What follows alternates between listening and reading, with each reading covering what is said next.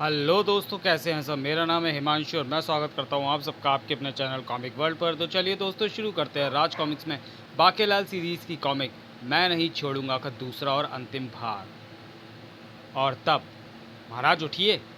ओह ठीक है, यही ठीक है बाकेलाल। यज्ञ की तैयारी का आदेश इन ऋषि महाराज को देंगे। किंतु महाराज, घर के ऋषि को कम से कम सहयोगी का कार्य सौंप दें। बोलो सेनापति चिपको की जय। और फिर विक्रम सिंह के वहाँ से जाते ही याहू, वो मारा पापड़ वाले को, अब आएगा मज़ा। क्योंकि ऋषि छेड़ेश्वर की ये निविदा किसी और ने नहीं, खुद मैंने भरी है। यानी ऋषि छेड़ेश्वर बनेगा वो जिसे मैं चाहूँगा। हे ऐसा अश्वमेघ यज्ञ करवाऊंगा कि मुच्छड़ विक्रम की 7 पुश्तों तक की शांति भंग हो जाएगी और अंत में दक्षिणा भी कुछ नहीं लेगा। और अब मुझे ऋषि छेड़ेश्वर बनाने के लिए तुरंत कुछ वस्तुओं का इंतजाम करना होगा। इधर विशालगढ़ की एक भयंकर जंगली गुफा में चालू का चालू, आलू मोटे पतले, दुष्ट पापी छापी, शैतान खींचतान, गधे उल्लू पाजी बदमाश लुच्चे हुच्चे मुच्चे कफंगे पंगे नंगे, अबे ओए जोरू के भाई मनूस कुलच्छान, नास पीटे सत्यानाशी, आग लगे, पागल बेवकूफ़ बेवकूफ़ बदतमीज़ लोफर दो टके के, भैंसे माटी मिले, कद्दू के छिलके, मर जाने टपोरी कुलटे, शैतान की याद सपोले संपोले, केकड़े चूहे, काले बैंगन, छिली भिंडी, नीच कपटी धोखेबाज, कीड़े मकोड़े, रावण कुंभकर्ण, मेघनाथ अनाथ, कलबुए कुलकलंकी। भक। बस कंगालपति, पिछले 6 माह से तुम मुझे हजारों लाखों अपशब्दों की आहुतियाँ दे चुके हो, जिससे मैं बहुत प्रसन्न हूँ। वर मांगो कंगालपति। हे देवी चुड़ैला, मुझे कोई ऐसी राह बता जिससे विशालगढ़ का सारा खजाना मेरा हो सके। क्योंकि मैं कभी बहुत दयावान राजा था। अपनी प्रजा के सारे कर व लगान मैंने माफ़ कर रखे थे। भूखों को रोज कपड़े बांटता था, वस्त्रहीनों को अन्न, कभी कभी तो बादाम का दूध भी बंटवाता था, ताकि कोई मुझे कंजूस ना खाए। अपनी इस दरिया दिली के कारण मैं कंगाल होकर सड़कों पर आ गया, तो किसी ने मुझे धेले का भी ना पूछा। यहाँ तक कि पूरी छोले वालों ने भी मुफ्त में फालतू छोले देने से मना कर दिया। बल्कि जब तक मैं उसके खोमचे पर खड़ा रहा, वो कब वक्त प्यास पर प्यास काटता रहा और मैं रोता रहा। फिर क्या हुआ वत्स? घटा गोप अंधेरे में मेरा साया भी मेरा साथ छोड़ गया। मुसीबत में साया भी साथ छोड़ जाता है। मैंने तभी निश्चय कर लिया कि अब अगर मुझे कहीं से खजाना मिल जाए तो मैं पहले जैसी दयाल तो अब कभी नहीं दिखाऊंगा और दिमाग से काम लूंगा, यानी अमीरों से कर वसूलूंगा। मगर पहले खजाना मिले तो सही, और सबसे विशाल खजाना है विशालगढ़ के राजा विक्रम सिंह के पास। अगर वो मुझे मिल जाए तो मज़ा आ जाए। अब रोना बंद करके पहले ये बताओ कि तुम्हें मेरे बारे में किसने बताया, क्योंकि मेरे बारे में तो बहुत कम लोग ही जानते हैं। मुझे एक साधु ने आपके विषय में बताया था देवी चुड़ैला, और ये भी बताया था कि पृथ्वी पर जितने भी अपशब्द बोले जाते वो आप ही की कृपा से बोले जाते हैं, और जो जितनी बार आपका नाम विभिन्न अपशब्दों के रूप में लेता है वो उतना ही ज़माने में सफल रहता है। हाँ भैया, सो तो है। मेरे बिना इंसान आपस में लड़ भी तो नहीं सकते। अपशब्दों से ही मैं खुश होती हूँ और लड़ाई में विजय भी दिलाती हूँ। तो ले, ये जादुई फूंक मैं तुझे दे रही हूँ, इसे अपने होठों पर लगा ले। तू जिस पर भी ये फूंक चढ़ेगा वो अपशब्द बोलने लगेगा और आपस में लड़ने लगेगा। जादुई फूंक? मगर ध्यान रहे, इस फूंक का प्रयोग किसी मोची पर मत करियो, वरना जादुई फूंक गायब हो जाएगी और सब पर से उसका असर भी। अब एक अच्छा सा अपशब्द बोल। चुड़ैल। वाह, चुड़ैला खुश हुई। अब जाओ और दिमाग लगा के इस जादुई फूंक का प्रयोग तू कैसे करेगा जिससे कि तुझे विशालगढ़ का खजाना मिल जाए। ज़रूर लगाऊंगा, पर पहले मैं जादुई फूंक को अपने होठों पर तो लगा लूँ। और जादुई फूंक को होठों से लगाते ही राजा कंगालपति के दिमाग में जन्म लेने लगे सैकड़ों और अपशब्द। सड़े करेले खोतिया, तेरा बेड़ा गर कुतिया, मक्कार कीड़े पड़ा, सड़ा अचार, पीला मुरब्बा, फफूदी वाली रोटी, बासी सब्जी, सड़े अंडे, सड़े टमाटर, अबे खच्चर, ओए ओए। और भयंकर प्रसन्नता से भरा कंगालपति गुफा से बाहर निकला। अब मैं चलता हूँ विशालगढ़, यानी खजाना प्राप्त करने। सांप के बच्चे हट जा मेरे रास्ते से, अपनी सास के जमाई। फुस फुस, जहर भरे, विष भुजे, कमर जले, केचुए, मेढक कहीं के, चिड़िया की भीड़, टड्डे की छलांग, मोर की चोंच, नेवले के दांत, बाज के सुसु। हिस फुस। उधर विशालगढ़ में अश्वमेध यज्ञ के घोड़े कमजोरी लाल को परिक्रमा के लिए छोड़ दिया गया था। शाबाश बेटा, नमक व गुड़ का घोल पिए जा और परिक्रमा पूर्ण किए जा। यह अस्तबल मंत्री की इज्जत का सवाल है, और मुझे पूरा विश्वास है कि इस घोल को पीने के बाद तू कहीं लड़खड़ा नहीं सकता। जब मैं आज तक नहीं लड़खड़ाया तो तू कैसे लड़खड़ाएगा? गुस्से वाली हिनहनाहट। अब अबे पीठ पर छतरी की छाया के अंडे दे रही है, सिर पर कर छतरी, ज़रा तमीज़ नहीं है। उधर महल के प्रांगण में छेड़ेश्वर को लेकर पहुंच चुका था बाकेलाल। छेड़ेश्वर के रूप में जो बूढ़ा मुझे मिला है वह दरअसल मोची है। ऋषि बनने पर इस लालच में मान गया कि मैं उसे राजमोची बनवा दूंगा। कसकर पकड़ो, कहीं हमारी कलाई तुम्हारे हाथों से छूट ना जाए। यज्ञ शुरू हो गया। गुलू पिड़ा अश्वमेघा चमड़ा कीलम ठोकम जूतम पैरम पुतावा तस्माम एड़ी अम फीताम सूतम मोमम औजारम। महाराज, सब लोग अपने अपने कानों में रुई ठूस लें। अश्वमेघ यज्ञ ऐसे ही किया जाता है। और हाँ, सभी सुंदर दासियाँ व महारानी जी यानी सभी स्त्रियां मेरे निकट आकर बैठ जाएं और सभी पुरुष मुझसे 20 हाथ दूर चले जाएं, अन्यथा यज्ञ का प्रभाव व्यर्थ होगा। चलिए महाराज। महाराज, घर के ऋषि से भोग भी नहीं लगवा रहे आप।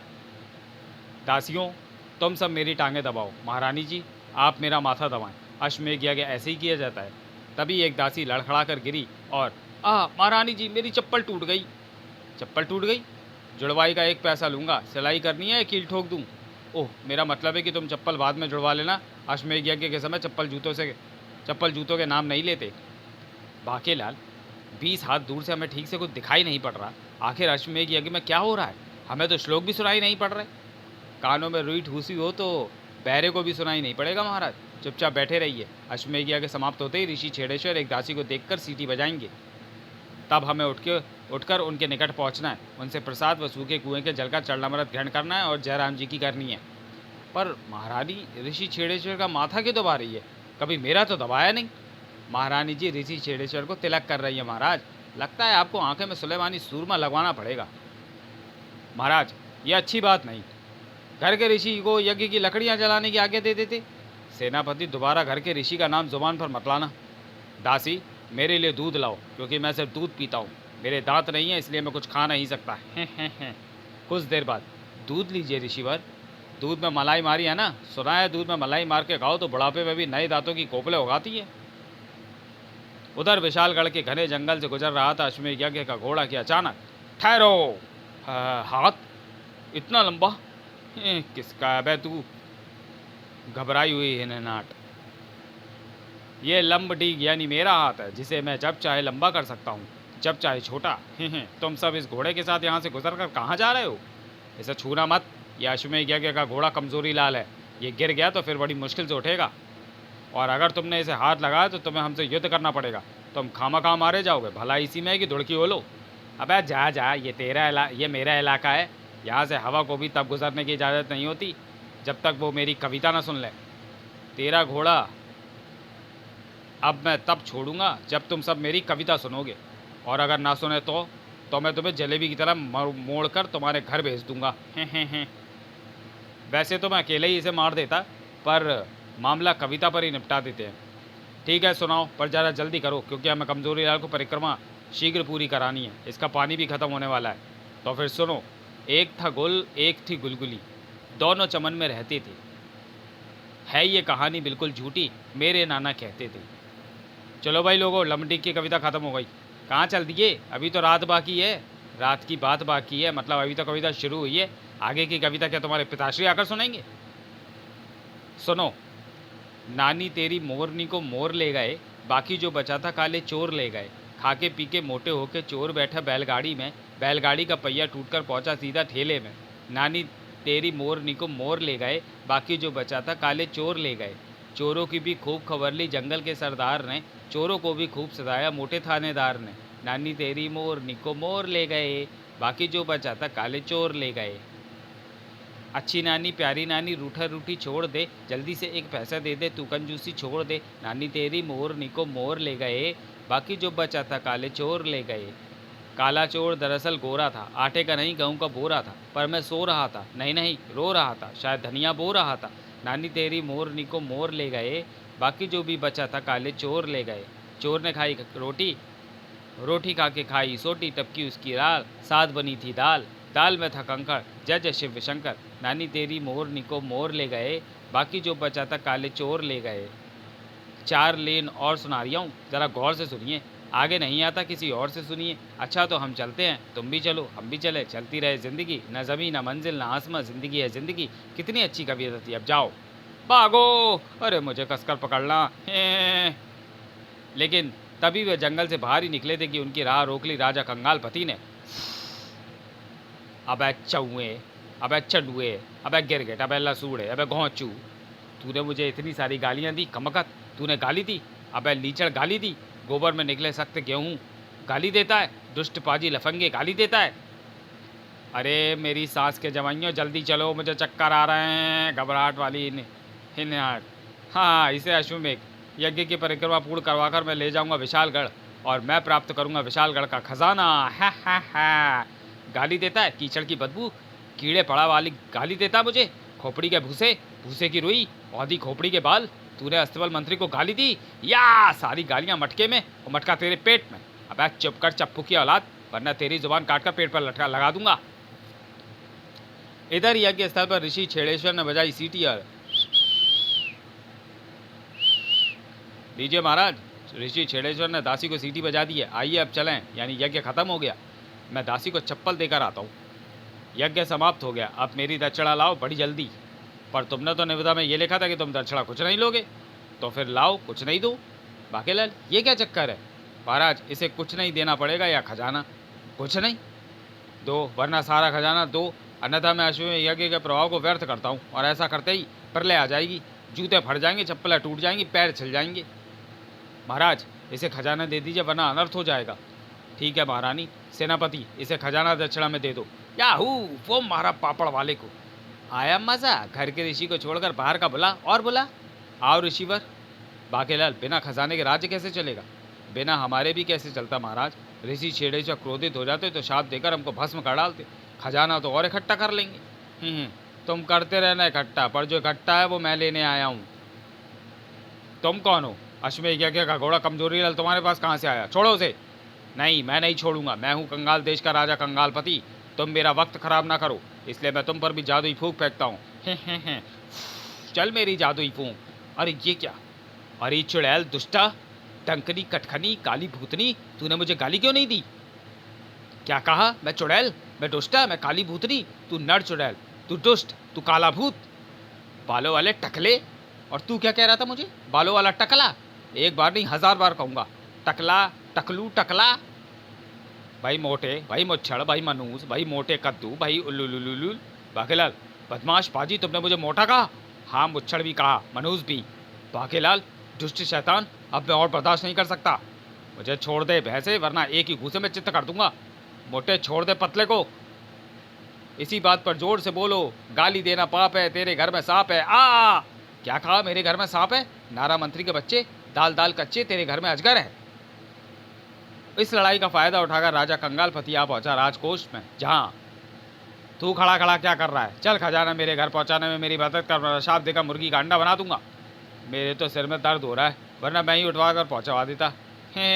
मैं ये खजाना अपने घर ले जाऊंगा, और तुम्हें मैं मारता हूँ जादुई फूंक। अबे ओ दड़ियल दुष्ट, मुझे गाली दे ताकि मैं तुझे पीटूं। अब फटाफट इस नकली ऋषि पर भी फूंक फेंकूं। लेकिन ये क्या? जैसे ही राजा कंगालपति की जादुई फूंक ऋषि छेड़ेश्वर से टकराई, फक, मेरे ओठ जल गए, यानी जादुई फूंक जल गई। मगर ये तो तभी जल्दी थी जब मैं फूंक की मार किसी मोची पर करता। अबे तू तो नकली है। पेट खुल गया। उधर सभी पर से जादुई फूंक का असर खत्म हो गया। हमें क्या हुआ था? ये मैं बताता हूँ महाराज। मैंने मोटे को उसके सामने मोटा, मुच्छड़ और मनूस कैसे कह दिया? महाराज, ये नकली ऋषि छेड़ेश्वर है जो हमारा खजाना लूटने आया था, और ये रहा राजा कंगालपति। मैंने दोनों को बंदी बना लिया है। मगर बाकेलाल ने नकली ऋषि बनाया था, मैं मोची हूँ। बाकेलाल, ये सब क्या चक्कर है? बेटा बाके, एक बार फिर टूट गई लगती है तेरी योजना की टांग। और तब बाकेलाल ने बनाई वह कहानी। और महाराज, दरअसल मुझे शंकर भगवान ने स्वप्न में राजा कंगालपति के हमले और उसकी जादुई फूंक के बारे में बता दिया था।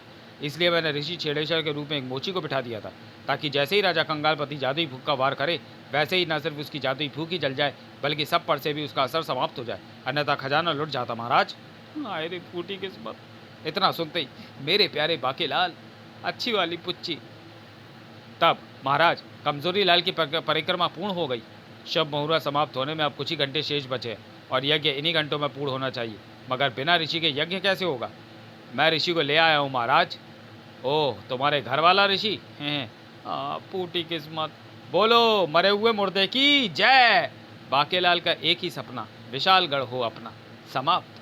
तो चलिए दोस्तों, वीडियो को यही समाप्त करते हैं और मिलते हैं बांकेलाल सीरीज़ की अगली कॉमिक्स लिखे जो खत तुझे। तब तक के लिए धन्यवाद।